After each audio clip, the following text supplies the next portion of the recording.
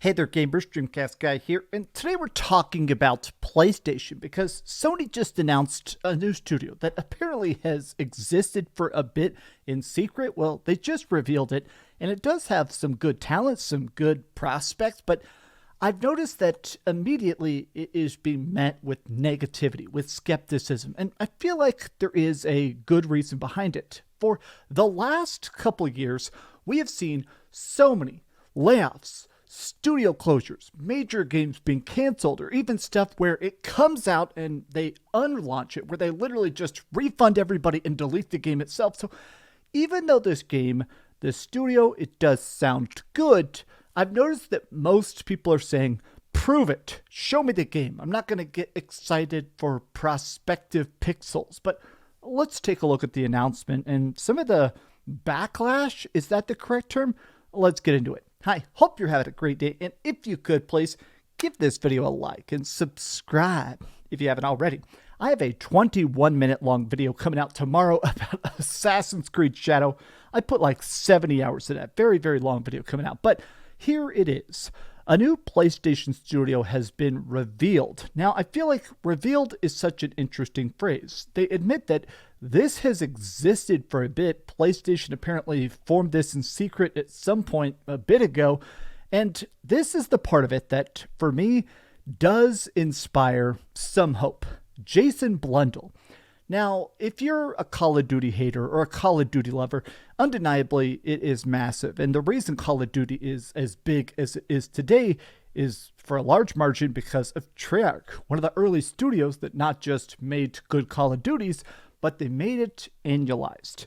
There are multiple Call of Duty studios, Sledgehammer, Treyarch. There's a bunch of people that make a bunch of hands-on work with the Call of Duty franchise to make sure it comes out every single year as polished as possible. Now, you can disagree as to the quality of each individual game that came out in the Call of Duty franchise, but Treyarch undoubtedly made some of the best, most innovative maps, and this dude is the creator of Call of Duty Zombies. So to say that Blundell is important, that he's influential, that he's smart, I think that's an understatement. But I'm also excited about the fact that in a lot of ways, I'm hoping this means the guy actually gets the game out the door.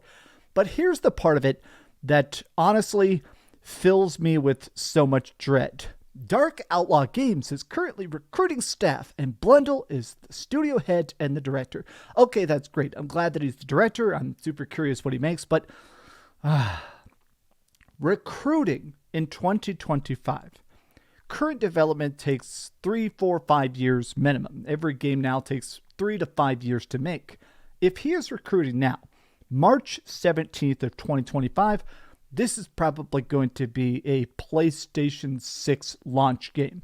There's been a lot of rumblings, at least, that apparently the PlayStation 6 prototype is done to some degree. They're working on the technology of it, but it sounds like the PlayStation 6 is coming in 2028, 3 years away. So it does kind of suck when a lot of us are still kind of saying, okay, I like my PlayStation. I'm playing a lot of games on my PlayStation, but where is the big stuff? Where is the PlayStation games on my PlayStation? So the fact that they're basically gearing up for PlayStation 6 games, it does feel a bit odd. But I did notice that a lot of people are like, okay, is it going to be the standard PlayStation exclusive? People make this meme a lot, and people hate on it. I like the PlayStation template. I like third-person narrative experiences. I like all the sappy dad stories about figuring out how to show your emotions and stuff. I don't know. I'm a sucker for that formula. And yeah, it's gotten stale a bit because they just do it and do it and do it, but I do appreciate a lot of the storytelling that Sony has done in the past. But here's the thing. I'm so fascinated by the fact that are we actually going to see a game this time? I mean, look at this. Is this another Deviation Games restructure? I noticed this meme in the comments here. Now, this is just the comments. I'm not like cherry picking. This is just the actual reactions. Is a lot of people saying, okay, studios that PlayStation has closed, they've definitely done some of that. Obviously, this is over the course of the last 10 years. They've closed 6 studios in the last 10 years. But it is still interesting the amount of canceled games. The live service Twisted Metal, Concord, there was that Spider-Man live service.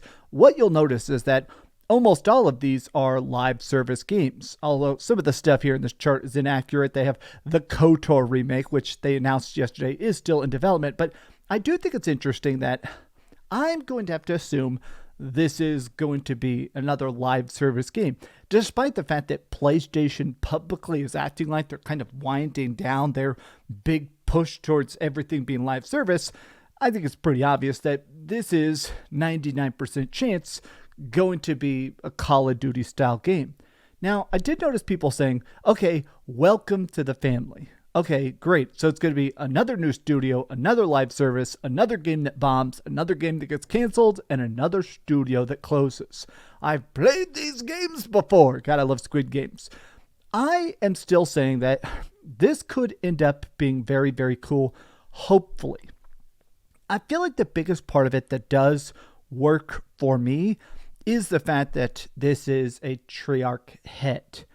I feel like a lot of times when these studios do hiring, whether it is what Microsoft has been doing or PlayStation's been doing, or some people like Embracer Group, they have this habit of buying talent because of IP. We're buying the studio because they already own the Elder Scrolls or they already own Tomb Raider, stuff like that.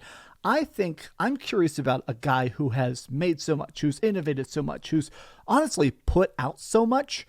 I'm curious what he would do with new IP. Now, I don't think he said whether this is a new idea or he's going to work on something established, but I am hoping that this is something actually ambitious. I do hope that it's not just SOCOM, although I would be happy with that. I want to see something completely new. Now, I did see this. So this is the second time that Blundell has done this. Then the first time he was actually coming out with Deviation. He left Deviation back in 2022, which was independent studio at the time, before it was working with PlayStation, probably creative differences. Seems like Sony picked him up and formed the studio internally to make him first-party studio with them. I am cool with that, but let's see what it actually turns into. I've noticed a lot of PlayStation fans, like Mooch here. I'm not meaning that disrespectfully, but Mooch definitely loves his PlayStation. I've been on his podcast a lot. He and I have talked PlayStation exclusives a lot, and he says this: I'm hoping it becomes something big. We haven't seen a new studio built from the ground up become successful very often. This team looks to have some superstars. Hopefully they make something great that becomes a massive hit and a substantial franchise. I think we're hitting this weird space where I've talked about this in multiple videos now, but people are competing for idea space. It does feel like everybody is fighting to get noticed, to get heard, to get money, right? Everybody's fighting for those clicks, for the installs, for the microtransactions.